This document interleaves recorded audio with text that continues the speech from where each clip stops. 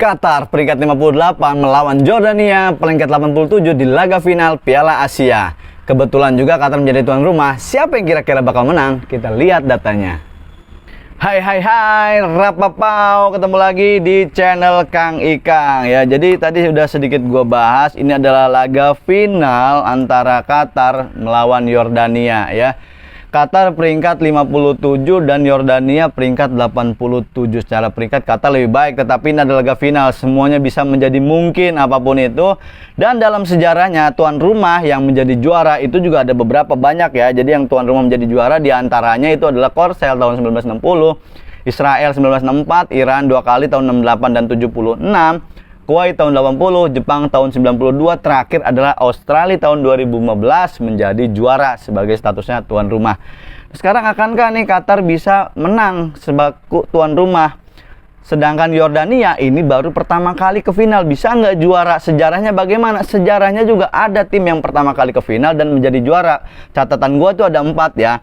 Itu Iran tahun 72 ya, Arab Saudi tahun 84, Jepang tahun 92 itu juga sama saat menjadi tuan rumah dan dia juara. Irak tahun 2007 statusnya pertama kali ke final dan juara. Nah sekarang peluang Jordan tetap ada walaupun di bawah tekanan supporter tuan rumah Qatar. Nah kira-kira catatan gue bagaimana nih analisanya? Kita lihat datanya ya, langsung aja.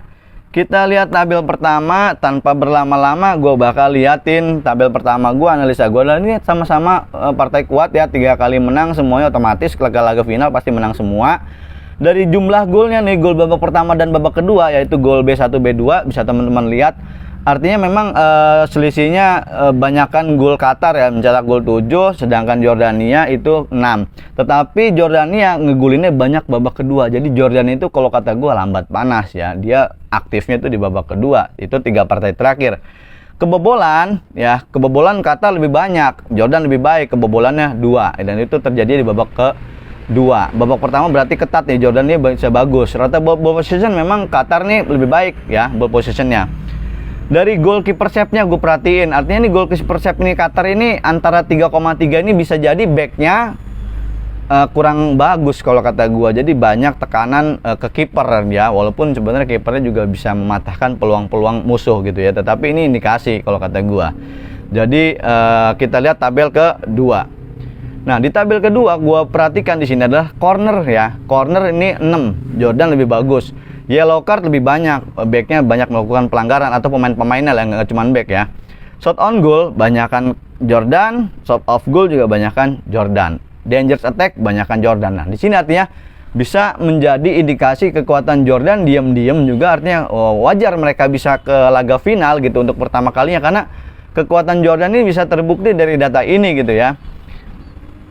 Jadi bisa memanfaatkan peluang lah ya. Kalau dilihat salad ini peluangnya juga banyak, memanfaatkan peluang juga bagus. Nah, Jordan ini juga nggak kalah datanya dengan Qatar. Tetapi kalau kita lihat tabel ketiga, artinya rekam jejak pertemuan mereka selama 3 partai terakhir head to head ya antara Qatar dan Jordan, ini membuktikan Qatar sebenarnya lebih baik.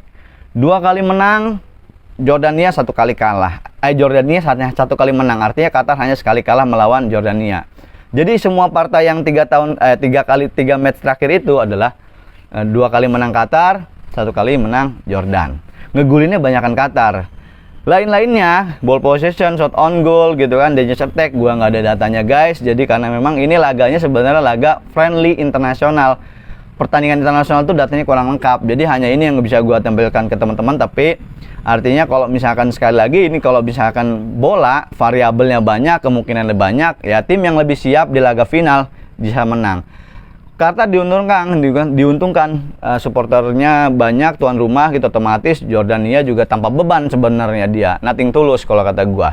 Nah ini bicara final, bicara semua kemungkinan bisa menang, siapa yang lebih siap. Nah feeling gua ke Jordan gitu ya. Artinya ke Jordan itu ya berharap ada kejutan dari Jordan. Dia bisa pertama kali ke final dan juara. Karena buat gua sesuatu yang mengejutkan itu juga bagus gitu ya. Jadi kalau gua feeling gua syukur-syukur artinya Jordan ngegulin duluan di babak pertama gitu kan. 0-1. Terus di babak keduanya ya 2-1 gitu kan. Itu udah bagus kalau kata gua. Jordan. Menahan imbang pun sampai babak 90 menit, Jordannya udah juga bagus gitu. Entah 0-0 maupun 1-1, itu udah bagus. Sisanya udah itu mau gimana permainan aja, tapi feeling gua adalah ke Jordan gitu ya. Ke Jordan skor tipis lah ya, 1-0 atau 2-1. Nah, buat biar seru teman-teman ya.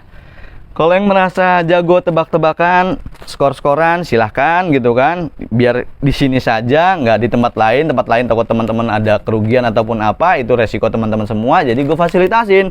Buat seru-seruan, ini dia merchandise gue buat teman-teman semua yang bisa nebak skor akhir dan nama pencetak gol pertama. Misalkan Jordania nih, skor akhirnya 2-1, nama pemainnya siapa yang ngegulin, terserah pemain Jordan kek atau pemain Qatar kek, namanya disebutin ya. Jadi skor akhir dan nama pemain yang mencetak gol pertamanya siapa. Dapat merchandise ini, bajunya kayak gini persis, ukuran XL. Gratis ongkir se-Indonesia, gua yang nanggung teman-teman. Tinggal komen aja di video YouTube gua, oke? Dan juga di TikTok gua guys. Jadi gua uploadnya dua ya, di TikTok sama di YouTube. Jadi yang teman-teman ada di dua komen itu dapat ini guys. Oke guys, gimana kira-kira teman-teman? Silahkan.